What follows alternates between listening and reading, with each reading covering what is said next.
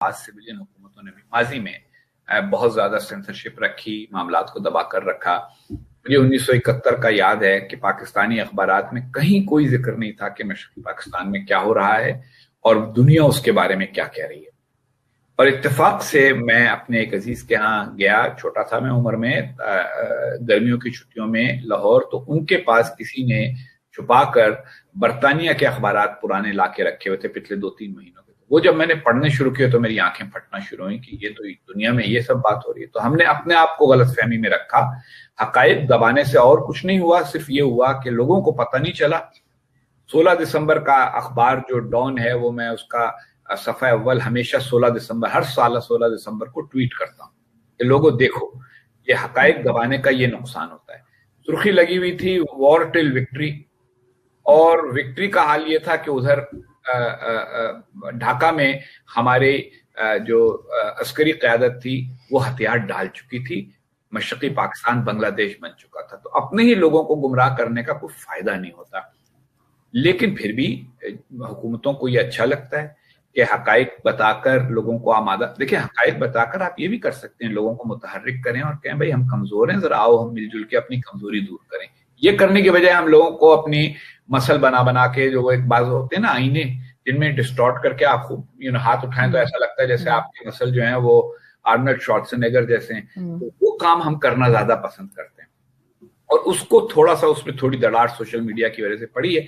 लेकिन एक बात मैं आपसे कहूंगा कि सोशल मीडिया पे वो लोग भी मौजूद हैं जो हकायक नहीं सुनना चाहते, जो गालियां देते हैं हकायक बयान करने वालों को।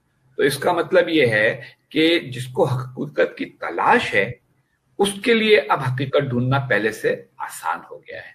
तो अगर 1960 की दहाई में भी कुछ ऐसी आसानी होती तो शायद वो लोग जो खड़े होकर ये कहते थे कि भाई ये गलत राह पे मत चलो। आपको वो हबीब जालिब की नज्म याद होगी कि मोहब्बत गोलियों से बो रहे हो, वतन का चेहरा खून से धो रहे हो, गुमा तुमको के रास्ता कट रहा है, यकीन मुझको के मंजिल खो रहे हो। तो वो जो देखिए, एक बात मैं कहूंगा, किसी भी मुल्क और कौम को नुकसान कभी भी राय से नहीं पहुंचता। कोई आदमी ये राय जाहिर करे कि जी पॉलिसियां गलत हैं, ये है, इस वजह से मुल्क को नुकसान पहुंच गया, उनकी राय से नुकसान पहुंचता है, गलत पॉलिसियों से, गलत फैसलों से, गलत इक़दाम से। मगर जो लोग गलत पॉलिसियां बना रहे होते हैं, गलत इक़दाम कर रहे होते हैं, गलत फैसले कर रहे होते हैं, वो चाहते यही है कि लोग यही समझें कि जो राय जाहिर कर रहे हैं मुख्तलिफ किस्म की, वो बदमाश हैं, वो गद्दार हैं, उनके खिलाफ हो जाओ ताकि गलत पॉलिसियों पर बात ना हो सके। अब आइए गलत पॉलिसियों की तरफ, जिनकी वजह से हम वहां खड़े हैं जहां हम खड़े हैं। 1947 में जो इलाका पाकिस्तान है, इसकी शरह खानदगी यानी लिटरेसी रेट था 16%। जो इलाका भारत है, इसकी शरह खानदगी थी 18%। जो इलाका बांग्लादेश है, इसकी शरह खानदगी थी 12%। 1971 में भी आजादी के वक्त बांग्लादेश पाकिस्तान से बहुत पसमानदा था। उनकी आबादी ज्यादा थी, उनकी फीकस आमदनी मगरबी पाकिस्तान के मुकाबले में 1/3 थी, उनकी शरह खानदगी भी मगरबी पाकिस्तान से निस्फ थी। अब 71 से लेके अब तक 50 साल में शेख मुजीबुर रहमान ने जो विजन दिया, उसके बाद और उनकी बेटी हसीना वाजिद ने जो पिछले चंद सालों में पॉलिसियां बनाई, उसके नतीजे में बांग्लादेश कौमी पैदावार उसकी कई गुना बढ़ चुकी है। उसकी शरह खानदगी 70 से ज्यादा है, 70% से ज्यादा। उसने अपनी बच्चियों को तालीम दी है और उनके यहाँ की जो खवातीन की शरह खानदगी है वो बरसगीर में सबसे ज्यादा हो गई है, और उसका यानी श्रीलंका के बाद, और वो इतनी ज्यादा है कि उसके नतीजे में उनकी मईशत तरक्की करी। वो क्यों? मैं आपको छोटी सी मिसाल देता हूँ। देखें, अगर 1 किलोग्राम रुई हो, कपास हो, तो वो $1 की मसलन बिकती है। अगर उसका की सूत बन जाए, यान बन जाए, तो वो $5 की हो जाती है। लेकिन अगर उस यान से कपड़ा बन जाए तो वो 15 का $20 का हो जाता है। फिर अगर उससे कपड़े बन जाएं तो कपड़े, आपने बड़े अच्छे कपड़े पहने हुए हैं, मैंने भी ढंग की कमीज पहनी हुई है, ये जिस ब्रांड के होते हैं उस ब्रांड की वजह से कीमत बहुत बढ़ जाती है। तो इसको इकोनॉमिक्स में कहते हैं वैल्यू एडिशन। वही रुई है जिससे ये कपड़ा बना है, लेकिन खाम रुई की कीमत और गारमेंट की कीमत, उसमें बहुत बड़ा फर्क होता है। अब आप बदकिस्मती देखें पाकिस्तान की, हमारे यहाँ कुछ मफादात हैं जिनकी वजह से खाम कपास, खाम यान हम यानी बरामद कर देते हैं, एक्सपोर्ट कर देते हैं। बांग्लादेश एक थैला, एक आउंस कपास नहीं पैदा करता, लेकिन उन्होंने क्या किया, उन्होंने अपनी तालीम याफ्ता पढ़ी लिखी औरतों को ये टेक्निक्स भी उनको सीना तो आता है, तो उनके यहाँ बड़ी बड़ी गारमेंट फैक्ट्रियां हैं, वो लोग बैठ के कपड़े सीते हैं, मगर वो कपड़े उन स्पेसिफिकेशंस के मुताबिक सीते हैं जो मगरबी ममालिक में लोगों को चाहिए। तो वही वो कपड़ा खरीदते हैं भारत से, पाकिस्तान से, और उसके नतीजे में वो गारमेंट बनाकर आज पाकिस्तान की टेक्सटाइल एक्सपोर्ट्स और बांग्लादेश की टेक्सटाइल एक्सपोर्ट्स में मुआवजा करें तो बांग्लादेश की टेक्सटाइल एक्सपोर्ट ज्यादा है।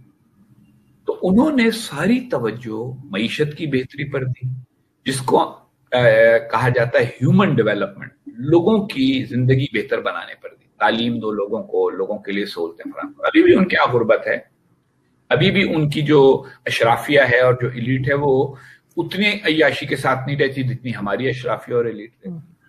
उनकी भी बड़ी फौज है और काफी बड़े सगीर की तीसरी बड़ी फौज बांग्लादेश की फौज है।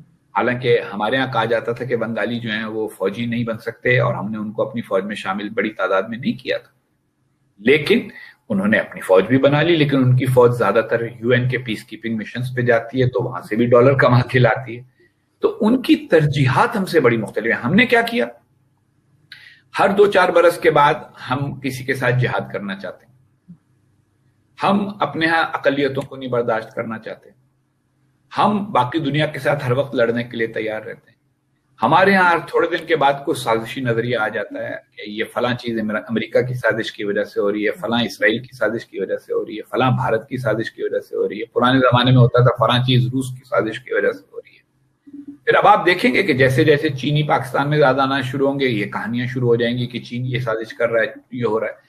साजिशी नजरियों से कौम को जाहिल रखने से पाकिस्तान की शरह खानगी 16% से बढ़ के सिर्फ 52% हुई है। अब भारत की 18 से बढ़ के हो गई है अब 72%। तो पाकिस्तान और भारत का 2% का फर्क था 1947 में, अब 20% का फर्क हो गया। ये तरजीहात हमने गलत रखी। हमारी तरजीहात हैं अस्करियत पसंदी, हमारी तरजीहात हैं एक खुद साख्ता नजरिए की बुनियाद के ऊपर पॉलिसियां बनाना, हमारी तरजीहात हैं जज्बातियत, हमारी तरजीह है दुनिया से लड़ना, ना कि दुनिया से ताल्लुकात बनाकर रखना। और हमारी तरजीह वही है कि अपनी मसल को एक उस वाले आईने में जिसके अंदर चीज बड़ी लगती है, यूं करके देख के खुद खुश होना कि दो जी हमारा डेल डोल कितना अच्छा है, हालांकि हकीकत उसके बरखिलाफ है। सर, आप जर्नलिस्ट भी हैं, आप एम्बेसडर भी रहे यूएस में, और उस टाइम पे आप क्या समझते हैं कि यूएस के साथ रिलेशंस कैसे थे पाकिस्तान के, और अब कैसे हैं? दूसरा ये कि सर हमने तो हर चीज में मजहब डाल दिया ना, जो बांग्लादेश ने नहीं किया। हम हर चीज में मजहब ले आते हैं और आपस में भी कहता है कि बांग्लादेश का तो आईन कहता है कि बांग्लादेश एक सेकुलर रियासत है, वहां उनका यानी एक अक्सरियत का मजहब इस्लाम जरूर है और इस्लाम के खिलाफ कुछ नहीं किया जाएगा जानबूझकर, लेकिन हर एक को अपना अपना मजहब रखने की इजाजत है। वही जो कुरान शरीफ में कहा गया है कि लकुम दीनुकुम वलिय दीन, तुम्हारा दीन तुम्हारे लिए, मेरा दीन मेरे लिए। इसी तरह से कलाम पाक कहता है ला इकराह फिद्दीन, दीन के मामलात के अंदर कोई जोर जबरदस्ती नहीं है। लेकिन हमने जोर जबरदस्ती को अपने यहाँ एक हिस्सा बना लिया है अपनी सोच का। रह गया सवाल अमेरिका से ताल्लुकात कैसे थे। जब मैं सफीर था तो पाकिस्तान को सबसे बड़ा एड पैकेज मिला, सिविलियन एड पैकेज $7.5 अरब का कैरी लुगर बिल की शक्ल में। उससे पहले कभी इतनी बड़ी सिविल इमदाद पाकिस्तान के लिए मंजूर नहीं हुई। पाकिस्तान को 16 F-16 तैयारे जो हैं वो डिलीवर हुए। पाकिस्तान को नेवी का एक जहाज मिला जो PNS आलमगीर बन गया। वो अमेरिका की नेवी में वो था USN मैकिनर्नी, लेकिन वो पाकिस्तान को दिया गया रिफर्बिश करके। पाकिस्तान को P-3C ओरायन तैयारे मिले, जासूसी तैयारे, जिनको बाद में आपको याद होगा दहशतगर्दों ने कराची की शाह फैसल बेस के ऊपर तबाह कर दिया। ये सब बेहतरी हुई। और दूसरी तरफ अफगानिस्तान के मसले पर पाकिस्तान का मौकफ सुनना शुरू हुआ।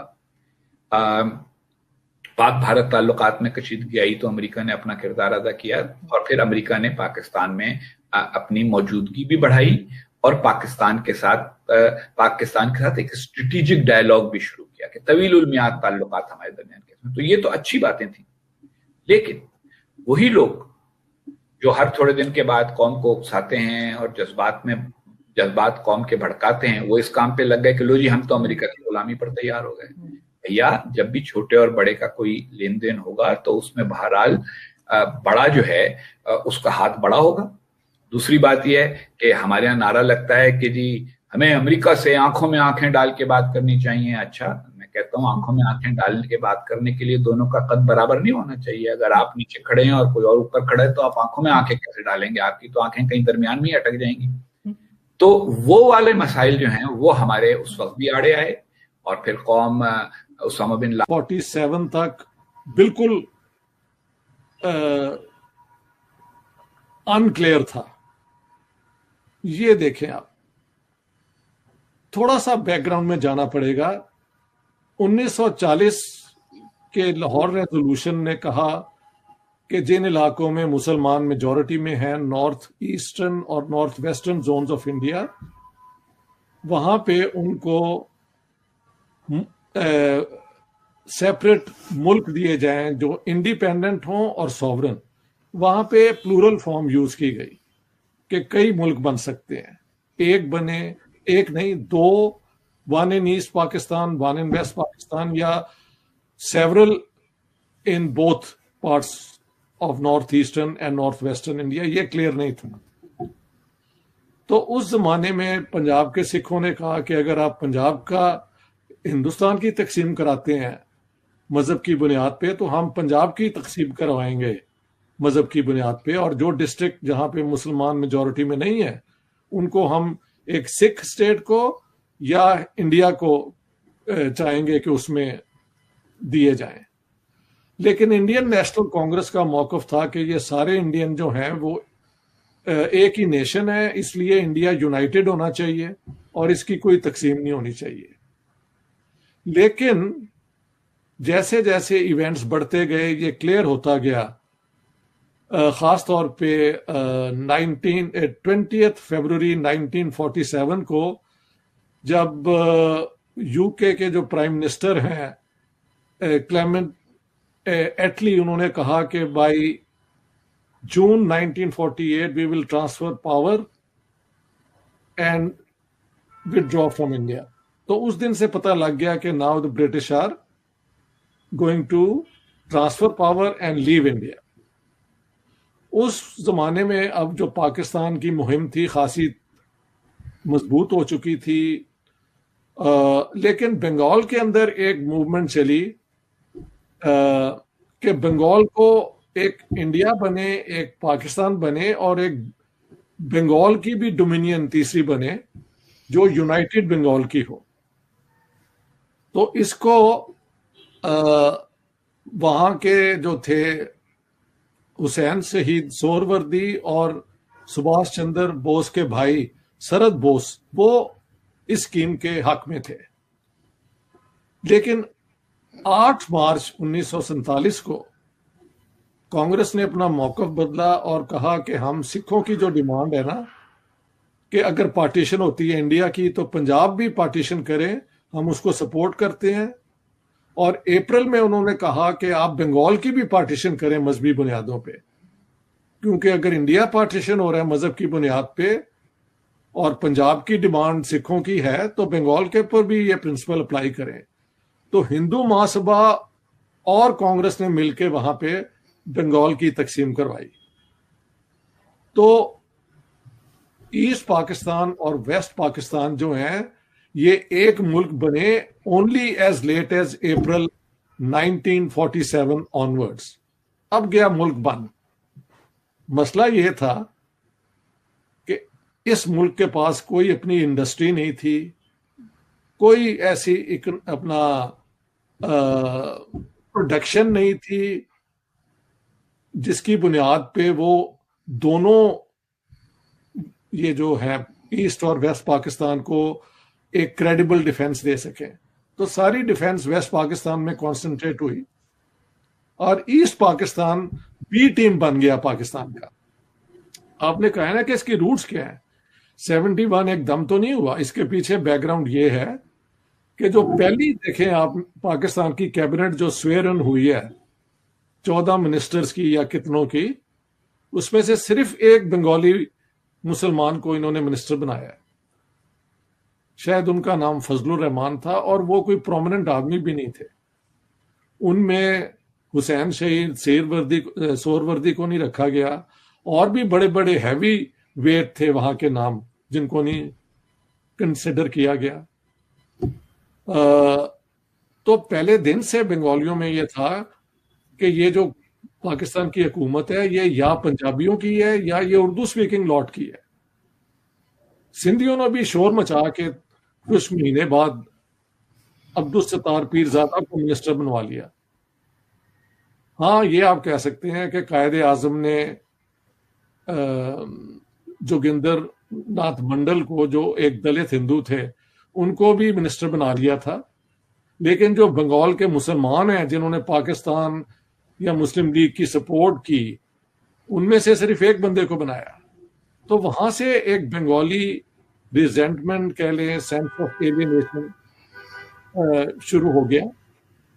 और आप देखेंगे जिस तरह पाकिस्तान की हिस्ट्री बढ़ती है तो बंगाल के साथ वो क्या कहते हैं, सुतेली माँ वाला ही सलूक हुआ। मेरी जो किताब है ना, Pakistan the garrison state, origins, evolution, consequences, 1947 to 2011 में 2 चैप्टर हैं कि ईस्ट पाकिस्तान में क्या हुआ, कैसे हुआ और क्यों हुआ। अच्छा, एक और बात देखें आप, पाकिस्तान तो गया बन, मुस्लिम लीग ने हुकूमत भी बना ली सेंटर में और प्रोविंसेस में, लेकिन इन्होंने कोई नेशनल इलेक्शन नहीं किए। और अगर प्रोविंशियल इलेक्शन हुए, मसलन बंगाल में हुआ था 1954 में, और ऑपोजिशन पार्टीज ने जो मुस्लिम लीग के खिलाफ थी उन्होंने वो जीत लिया था और उनकी हुकूमत बनी। इन्होंने 1-2 हफ्ते के अंदर उनको डिसमिस कर दिया कि ये इनके पीछे कम्युनिस्ट हैं। तो एक और धचका वहां पे लगा। उसके बाद पाकिस्तान में फ्लड्स आए, हाँ जी, और फूड क्राइसिस भी बढ़ा था। अमेरिका से हमें व्हीट मिला करती थी।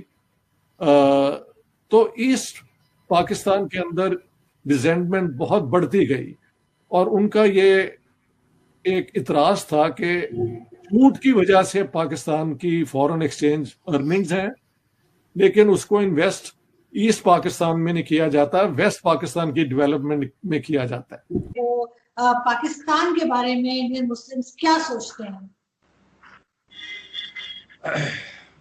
देखिए, as an Indian who happens to be a Muslim, Pakistan के बारे में लगभग हम लोग, ये एक हमारा ओपिनियन है, जहां तक मेरा ओपिनियन है, कि पाकिस्तान का जो वजूद है उससे भारत का, हमारा मुस्लिम्स का डबल नुकसान हो रहा है बनिस्बत हमारे देश के हिंदुओं के।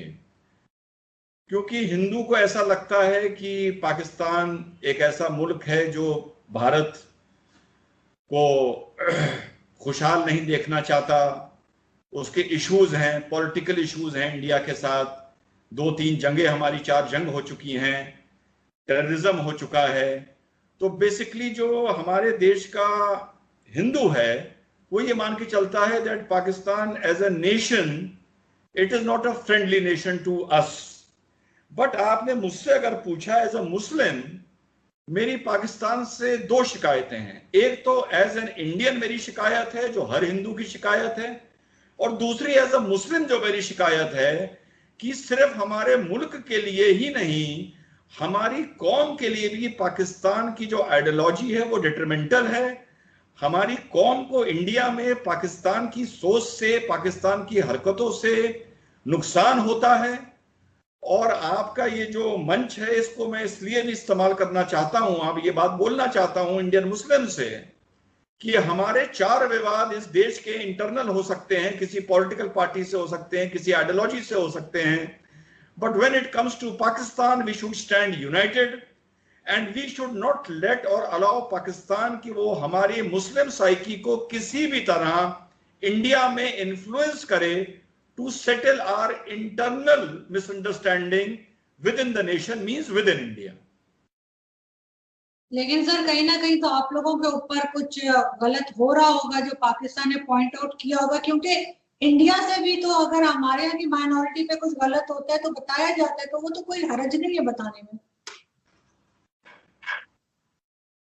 देखिए, जहां तक मेजॉरिटी की माइनॉरिटी को हैंडलिंग की बात है, मेजॉरिटी की माइनॉरिटी को, so with due respect to you, you are a wonderful person. Actually India Pakistan एक डिफरेंट ऑर्बिट में है। We are nations, so we are revolving in this world, in geopolitical जो हमारी सिचुएशन है दुनिया की, उसमें पाकिस्तान का भी एक अस्तित्व है, I can not deny it, India का भी है, but handling the minorities we are in different orbits. तो हम लोग पाकिस्तान के मेजॉरिटी वहां की माइनॉरिटी से जिस तरह से बिहेव करती है, उसको इंडिया की मेजॉरिटी अपनी माइनॉरिटी से जिस तरह बिहेव करती है, इन दोनों चीजों को एक्चुअली कंपेयर नहीं करा जा सकता। अब इसको आप एक कॉम्प्लीमेंट भी मान सकते हैं और आप इसको एक रिमार्क भी मान सकते हैं, लेकिन इन दोनों चीजों को बस कंपेयर नहीं करा जा सकता। अगर हम इन दोनों की हैंडलिंग को टुवर्ड्स योर माइनॉरिटी अगर हम कंपेयर करेंगे तो हम लॉजिक को डिससर्विस करेंगे, which I really don't want to do. तो सर आपके ख्याल से रिलेशंस अच्छे कभी नहीं हो सकते? जैसे पाकिस्तानी आर्टिस्ट इंडिया जाते हैं, आपके ख्याल से जाना चाहिए इंडियन फिल्म्स में, उनको काम करना चाहिए, उनको बुलाना चाहिए इंडियंस को? देखिए, बड़ी आसानी से एक बात बता दूं, जब दो कुनबे होते हैं, हमारा एक कुनबा है भारत हिंदुस्तान, आपका एक कुनबा है पाकिस्तान, मैं दोनों का सम्मान करता हूं। ऐसा नहीं है कि आपने मुझे इस मंच पे बुला लिया है तो मैं इसको एज एन अपॉर्चुनिटी यूज करूं कि भाई मैं कुछ ऐसा बोलूं जो यहाँ की पब्लिक को अपील करे या पाकिस्तानियों को बुरा लगे। नो, ये मेरा कभी एटीट्यूड नहीं रहता, यू नो दैट। आपकी मुझसे शायद 2 बार बात हो चुकी है। देखिए, हमारे 2 कुनबे हैं, अगर एक कुनबे में दूसरे कुनबे का कोई आदमी आके किसी को कत्ल कर देता है, तो जिस कुनबे का आदमी कत्ल होता है उसकी क्या जिम्मेदारी है? उसकी यह जिम्मेदारी है कि दूसरे कुनबे से वो दूर रहे। अब जरूरी नहीं कि दूसरे कुनबे का हर आदमी कातिल हो, ये जरूरी नहीं है, लेकिन एक कॉमन सेंस ये कहती है कि भैया तुमने हमारे कुनबे का एक भाई को कत्ल किया है, एक भाई को, इसलिए हम तुमसे दूर रहना चाहते हैं किसी भी फॉर्म में। ये बात आप भी सोच सकते हैं। अगर आपको ऐसा लगता है कि हिंदुस्तान की गवर्नमेंट्स ने over a period of time पाकिस्तानियों को, इनोसेंट पाकिस्तानियों को मरवाया, तो आप भी ऐसा सोचिए, ये आपकी लिबर्टी है। I am not here to impress my opinion over you. तो ये बात हुई एक कत्ल की। मेरा ये मानना है कि सन 50 के बाद अगर हम सारी जंगें देख लें, हम कारगिल देख लें, हम पंजाब का टेररिज्म देख लें, हम कश्मीर का टेररिज्म देख लें, हम भारत में जो टेररिज्म हुआ उसको देख लें, तो हमारे फौजी मिला के, हमारे बेगुनाहों को मिला के, कश्मीरी भाइयों को मिला के, पंजाबी हिंदुओं को बुला के, सबको मिला के कम से कम 1.5 लाख हमारे कुनबे के ऐसे भाई हैं बेगुनाह, जिनको मैं मानता हूं कि पाकिस्तान की वजह से कत्ल किया गया है। सो आप एक कॉमन सेंस से बताइए कि अगर एक कुनबे का आदमी दूसरे कुनबे के आदमी को कत्ल करेगा और मेरी यहां कोई शादी होगी, तो क्या मैं कत्ल करने वाले कुनबे से ऑर्केस्ट्रा पार्टी बुलाऊंगा अपनी शादी में परफॉर्म करने के लिए? भले ऑर्केस्ट्रा पार्टी में कोई भी कातिल ना हो, लेकिन मैं नहीं बुलाऊंगा। तो भारत मेरा कुनबा है। मैं ये मानता हूं कि आपके कुनबे ने मेरे कुनबे के बेगुनाहों का कत्ल कराया और करवाया है, इसलिए आपके कुनबे से हर तरीके से मैं पर्सनली तौर पे as an Indian and as an Indian Muslim दूर रहना चाहता हूं। इसलिए मैं आपके स्टार से भी दूर रहना चाहता हूं, आपके कलाकार से भी दूर रहना चाहता हूं, आपके क्रिकेटर से भी दूर रहना चाहता हूं। बड़ा रोल प्ले कर रही है। बिल्कुल ठीक। लेकिन एक चीज है अंबर के, मैंने कुछ अर्से पहले सोनू निगम एक सिंगर हैं इंडिया के, उनका एक वीडियो क्लिप आया था छोटा सा, तो उसमें वो कह रहे थे कि वो अजान की आवाज जो है उससे बहुत वो डिस्टर्ब होते हैं, क्योंकि लाउड स्पीकर्स लगे होते हैं मॉस्क में और उसकी वजह से डिस्टर्बेंस होती है। तो यहाँ पर भी वही है कि लाउड स्पीकर्स हैं और सब है, तो आप क्या समझती हैं कि ये होना चाहिए, लाउड स्पीकर्स होने चाहिए, या इसके बगैर ही अजान होनी चाहिए ताकि लोग परेशान ना? हमारे इस्लामाबाद में मैं हूँ और यहाँ तो जो मस्जिद के पास घर होता है ना, उसका रेंट भी कम होता है, क्योंकि उधर इतना शोर आता है ना मॉस्क से। बिल्कुल। अब जी मेरे जी लोग गर्दन काटने के लिए आ जाएंगे, तो वो उससे लोग इतना डिस्टर्ब होते हैं। तो आपके ख्याल से कि किसी भी रिलीजन को, खासतौर पे जैसे हम लोग तो इस्लामिक कंट्री में है, उसको प्रमोट करने के लिए क्या ये लाउड स्पीकर जरूरी है? देखिए, अगर हम बात करें, जो हमारा भारत का, हिंदुस्तान का आईन है, कॉन्स्टिट्यूशन है, वो हमें इजाजत देता है कि हम अपनी रिलीजन को प्रैक्टिस और प्रीच कर सकते हैं। लेकिन अगर हम लाउड स्पीकर की बात करें तो इस्लाम की रूह से या इस्लामिक उसमें पहले लाउड स्पीकर तो होता नहीं था। आपको अजान करनी है, जो आसपास के लोग हैं, पहले ऐसे ही लोग बुलंद आवाज में अजान दिया करते थे और आसपास के लोग उसको सुन लेते थे। और कुछ कंट्रीज में एफएम पर भी अजान होती है, ताकि जो लोग इंटरेस्टेड हैं और लोग जो अपने घरों में एफएम ऑन रखते हैं अजान को पर्टिकुलरली सुनने के लिए, ताकि वो अजान को सुने और चले जाएं। तो जरूरी नहीं है कि लाउड स्पीकर पे आजान हो या लाउड स्पीकर पे नमाज हो या खुतबे हो। पर्पस हमारा है कि हम लोगों को बुलाएं और किसी को भी हमारी वजह से परेशानी ना हो। ये इस्लाम कहता है कि आप अपने पड़ोसियों का ख्याल रखें, कि आपकी वजह से किसी को कोई किसी भी तरीके की परेशानी ना हो। तो अगर इस्लाम की पॉइंट ऑफ व्यू से देखें तो वो बिल्कुल गलत है। लेकिन जो फ्रिंज एलिमेंट्स होते हैं, उनको कहीं ना कहीं राजनीति या पॉलिटिक्स की बात करें तो उनको लगता है कि ये हमारे धर्म को पे या हमारे मजहब पे सीधा टारगेट किया जा रहा है। मजहब की बात नहीं हो रही, मजहब में लाउड स्पीकर नहीं है, मजहब में आजान है। हम कहीं ना कहीं जो असल मकसद होता है या असल इस्लाम की रूह है, हम उसको भूल करके इन सारे मुद्दों में अटक जाते हैं। हर चीज को आना और पॉलिटिक्स का इशू बना लेते हैं। ये सबसे बड़ी प्रॉब्लम है, चाहे हम हिंदुस्तान की बात करें और पाकिस्तान की, तो आपको हालात मुझसे भी ज्यादा बेहतर पता है। बिल्कुल ठीक। इसके साथ ही अगर हम देखें, गल्फ में देखें, हम अगर दुबई देखें, यूएई और सऊदी अरेबिया, तो वहां पे नमाज के बाद मस्जिद में ताला लगा देते हैं। वहां पे आप उसके बाद नहीं जा सकते। लेकिन पाकिस्तान में जो है वो 24 घंटे मस्जिद खुली है, कभी भी कोई आ रहा है जा रहा है। तो भारत में क्या है, क्या वहां पे भी नमाज के बाद बंद कर देते हैं या 24 घंटे खुली होती है मस्जिद? यहाँ पर ऐसा नहीं है कि सारी मस्जिदें खुली होती हैं। ज्यादातर ऐसा होता है कि एक यहाँ पर मुअज्जिन होते हैं जो मस्जिद में होते हैं मस्जिद की देखभाल करने के लिए, कि वहाँ पर सारे सिस्टम और सारी चीजें कैसी चल रही हैं। तो कुछ लोग होते हैं मस्जिद में। हालांकि हर वक्त मस्जिद ऐसे, कुछ मस्जिदें खुली होती हैं और कुछ मस्जिद सिर्फ नमाज के लिए खुलती है, और मुअज्जिन होते हैं जो उनको लॉक कर देते हैं और वो आसपास ही उनके रहने के लिए क्वार्टर या कुछ होता है उसमें रहते हैं। तो ऐसा कुछ सब जगह पर्टिकुलर नहीं, वैसे मस्जिदें यूजुअली खुली होती हैं। सही। और शरिया लॉ के बारे में आप क्या कहेंगे अंबर? आपको क्या लगता है कि ये जो है शरिया लॉ, इसके बारे में? देखिए, जो हमारा हिंदुस्तान है, हिंदुस्तान का जो संविधान है जिसको आइन बोलते हैं उर्दू में, उसमें आर्टिकल 44 है जो यूनिफॉर्म सिविल कोड की हम बात करते हैं। वो सबको उसमें है कि भारत में यूनिफॉर्म सिविल कोड इम्प्लीमेंट होना था और वो नहीं हो पाया, जबकि आजादी को 73 साल हो चुके हैं और उसके बावजूद भी वो इम्प्लीमेंट नहीं हो पाया। तो कहीं ना कहीं जो हमारा आइन, जो हमारा संविधान कहता है कि सबको बराबर के अधिकार मिले, irrespective of gender, religion, caste and creed.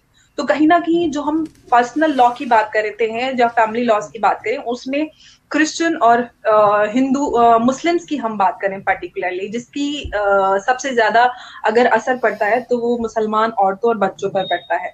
चाहे उसमें आप ट्रिपल तलाक की बात करें, हलाला की बात करें, सक्सेशन की बात करें, अडॉप्शन की बात करें, और चाहे आप पॉलीगैमी की बात करें, तो कहीं ना कहीं जिससे जो मुतासिर होते हैं वो औरतें और बच्चे होते हैं। तो उसको लेकर कहीं ना कहीं, क्योंकि अगर आप वर्ल्ड वाइड देखें, अगर जो इस्लामिक कंट्रीज हैं तो उसमें इर्रिस्पेक्टिव ऑफ रिलीजन या फिर जो उसमें भी बहुत सारे अलग अलग फिरके होते हैं, उनके हिसाब से किसी को ऐसा नहीं है कि अगर हम पाकिस्तान या बांग्लादेश की भी बात